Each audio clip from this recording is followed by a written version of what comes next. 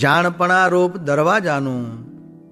સ્વામિનારાયણ હરે સંવત 1883ના આસો સુધી એકાદશીને દિવસ સ્વામી શ્રી સહજાનંદજી મહારાજ શ્રી ગઢડા મધ્યે દાદા ખાચરના દરબારમાં આથમણે દ્વાર ઓરડાની ઓસરીએ વિરાજમાન હતા અને સર્વ શ્વેત વસ્ત્ર ધારણ કર્યા હતા અને પુષ્પના હાર તથા ગજરા વિરાજમાન હતા અને પાગ ઉપર પુષ્પના તોરા ઝૂકી રહ્યા હતા અને પોતાના મુખારવિંદની આગળ મુનિ તથા દેશ દેશના હરિભક્તની સભા ભરાઈને બેઠી હતી.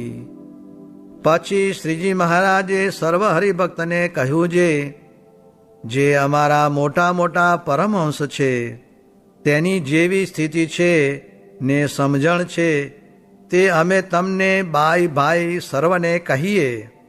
તેને સાંભળીને પછી જેવી રીતે તમે સર્વે વર્તતા હો ને જેવી તમને સ્થિતિ હોય તેવી રીતે તમે કહી દેખાડજો. એમ કહીને શ્રીજી મહારાજ બોલ્યા, અમારા મુનિ મંડળમાં જે મોટા મોટા સંત છે તેને એમ વર્તે છે જે પોતાના હૃદયને વિશે જે જાણપણું છે તે ભગવાનના ધામનો દરવાજો છે. તે દરવાજા ઉપર સર્વ સંત ઊભા છે. જેમ રાજાના ચાકર છે તે રાજાના ઘરને દરવાજે ઊભા રહ્યા થકા કોઈ ચોર ચકારને રાજા પાસે જવા દેતા નથી.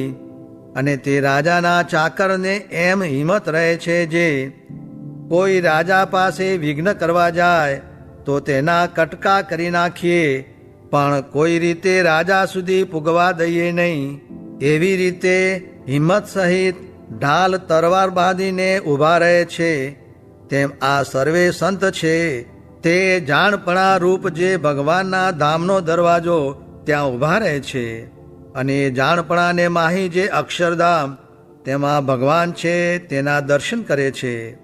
અને તે ભગવાન ભેળું પોતાના હૃદયને વિશે ધન સ્ત્રી આદિક જે માયિક પદાર્થ તેને પેસવા દેતા નથી. અને કોઈ જોરે કરીને માયિક પદાર્થ હૃદયમાં પેસવા આવે તો તેનો નાશ કરી નાખે છે. પણ કોઈ રીતે જે ઠેકાણે ભગવાનને હૃદયમાં ધાર્યા છે તે ઠેકાણે પેસવા દેતા નથી. અને શૂરવીરની પેઠે સાવધાન થકા ઊભા રહે છે. અને હાનિ વૃદ્ધિ સુખ દુઃખ માન અપમાન આદિક અનંત જાતના વિઘ્ન આવે તેણે કરીને પોતાના મુકામથી ડગતા નથી. ત્યારે કોઈક આશંકા કરે જે ત્યાંથી ડગતા નથી, ત્યારે દેહની ક્રિયા જે ખાન પાનાદિક તેને કેમ કરતા હશે?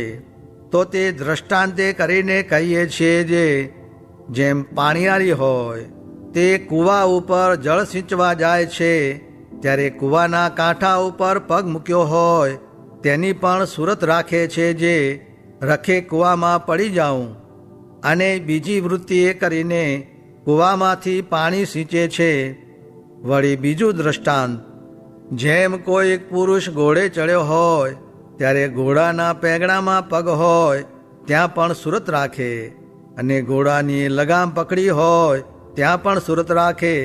અને દોડતા થકા વાટમાં ઝાડ આવે, ખાડો આવે, પથ્થરો આવે ત્યાં પણ સુરત રાખે. એવી રીતે આ સર્વ સાધુ છે તે અંતર સન્મુખ દ્રષ્ટિ રાખીને ભગવાનની સેવામાં પણ રહે છે ને દેહની ક્રિયા પણ કરે છે ને પોતાની સ્થિતિમાંથી ડગતા નથી. એવી રીતે શ્રીજી મહારાજે મોટા મોટા જે સંત તેની સ્થિતિ કહી દેખાડી ને પછી એમ બોલ્યા, તમારે સર્વેને પણ એવી રીતે અંતર સન્મુખ દ્રષ્ટિ રાખીને નિરંતર ભગવાનની સેવામાં રહેવું અને ભગવાન વિના બીજા પદાર્થ વાલા થવા દેવા નહીં એ વાતની અતિશય સાવધાની રાખવી. અને જેમ રાજાનો ચાકર છે તે રાજા પાસે ગાફલ થઈને ઊભો હોય તો રાજા પાસે ચોર ચકાર જઈ પૂગે ત્યારે એ ચાકરની ચાકરી ખોટી થાય.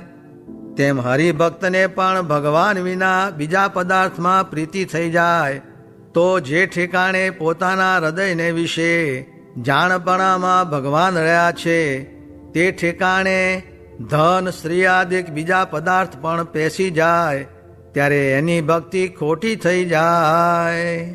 માટે પોતાની ભક્તિને નિર્વિઘ્ન રાખીને જે પરમેશ્વરના ચરણારવિંદને પામવાને ઈચ્છે તેને જાણપણારૂપ જે ભગવાનના ધામનો દરવાજો તેને વિશે સાવધાન થઈને રહેવું અને ભગવાન વિના બીજા પદાર્થ ત્યાં પેસવા દેવા નહીં. એવી રીતે શ્રીજી મહારાજે પોતાના સર્વ ભક્તજનને શિક્ષાના વચન કહ્યા. ઇતિ વચનામૃતમ. એ રીતે ગઢડા અંત્ય પ્રકરણનું 9મું વચનામૃત જે તે થયું. કૃપાનંદ સ્વામી આદિક મોટા મોટા સાધુના જેવું આપણામાં બળ નહીં, માટે મોટાની બરોબર સાધન કરવાનો વાદ મૂકીને 11 નિયમ પાળવા એટલે તેમના જેવું બળિયું થવાશે. સાથી જે આ સત્સંગમાં ઉપાસના ધર્મ આદિક સર્વ છે, કાંઈ બાકી નથી. સ્વામિનારાયણ હરે સ્વામીએ વાત કરી જે મોટાની આજ્ઞાએ કરીને કરવું તે તો જેમ ગણપતિએ ગાયની પ્રદક્ષિણા કરી એવું છે, ને મનનું ગમતું કરવું તે તો કાર્તિક સ્વામીની પેઠે પૃથ્વીની પ્રદક્ષિણા કરવા જેવું છે. માટે આજ્ઞાએ થોડું કરે તો પણ ઘણું થાય છે, ને મનગમતું ઝાઝું કરે તો પણ થોડું થાય છે. અને જે આજ્ઞામાં ધર્મને ઘસારો આવતો હોય એવી આજ્ઞામાં તો ઘટે એમ કરવું.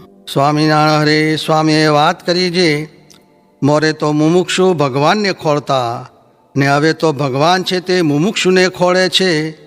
જેમ ધૂળ ધોયા ધૂળમાંથી ધાતુ ખોળે છે, તેમ પામર ને વિષયમાંથી મુમુક્ષુને ખોળે છે. અને જે મુમુક્ષુ હોય તેને તો નિરંતર એમ વર્ત્યા કરે જે કરું રે ઉપાય હવે એહનો ડોળી દેશ વિદેશજી, કોઈ રે ઉગારે મને કાળથી સોંપું તેને આશીષજી. એમ નિરંતર વર્ત્યા કરે. વળી સ્વામીએ વાત કરી જે ધર્મપુરવાળા કુશળ કુંવરબાઈએ મહારાજને પ્રશ્ન પૂછ્યો છે, હે મહારાજ, તમે કાગળમાં લખ્યું છે અનિર્દેશથી લિખાવિંત સ્વામી સાત સહજાનંદજી મહારાજ, તે અનિર્દેશ તે શું? ત્યારે મહારાજ બોલ્યા છે, આ તમારો દરબાર છે તે નિર્દેશ છે, ને આ તમારું શહેર છે તે અનિર્દેશ છે.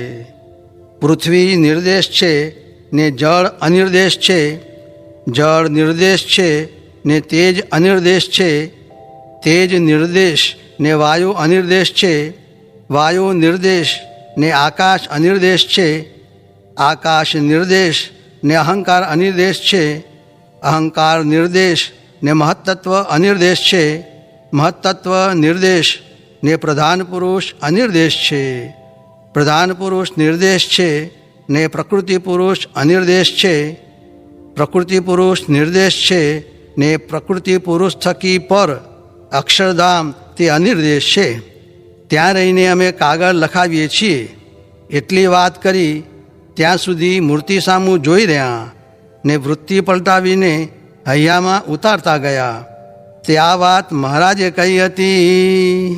સ્વામિનારાયણ હરે સ્વામીએ વાત કરી છે શહેરનું સેવન, ભંડાર, કોઠાર, રૂપિયા, અધિકાર એ આદિ જીવને બગાડવાના હેતુ છે. સ્વામિનારાયણ હરે સ્વામીએ વાત કરી છે મહારાજે 22 વર્ષે પોતાનું સ્વરૂપ જેમ છે તેમ કહ્યું, ને આપણે આંકડા થઈ જઈએ છીએ. સ્વામિનારાયણ હરે સ્વામીએ વાત કરી છે ઉપાસના, આજ્ઞા ને સાધુ ઓળખવા એ ત્રણવાના અવશ્ય જોઈએ. આજ્ઞામાં ધર્મ, નિયમ, વ્રત, દાન, તપ સર્વે આવી જાય. સ્વામિનારાયણ હરે સ્વામીએ વાત કરી છે અમને મહારાજે કહ્યું છે ગામમાંથી આવ્યા ત્યારે કહ્યું છે ના મહારાજ નદીમાંથી આવ્યા, એમ દેશકાળ જોઈને બોલેથી મહારાજ રાજી થયા. ને મુક્તાનંદ સ્વામીના પૂછવાથી કથા સારી છે એમ કહ્યું, તેથી મહારાજે કહ્યું કાલ પણ તેડી લાવજો, એમ દેશકાળ વિચારી બોલવું. સ્વામિનારાયણ હરે સ્વામીએ વાત કરી છે કરોડ રૂપિયા હશે તે કાંઈ કામ નહીં આવે, તે જ્યાં હશે ત્યાં એમ થશે ને એમ જાશે.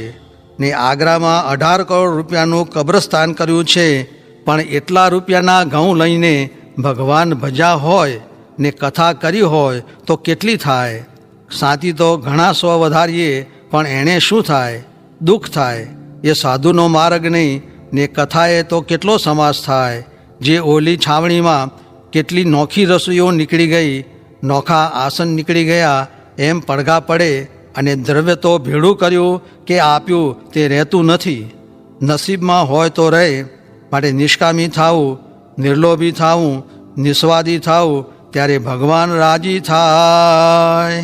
સ્વામિનારાયણ હરે સ્વામીએ વાત કરી છે આ સત્સંગમાંથી પડવાનો ઉપાય મંદિરનો, આચાર્યનો, સાધુનો ને સત્સંગીનો, એ ચારનો જેને દ્રોહ તેના મૂળ કપાણા જાણવા તેઓ પર ઘણી વાતો કરી.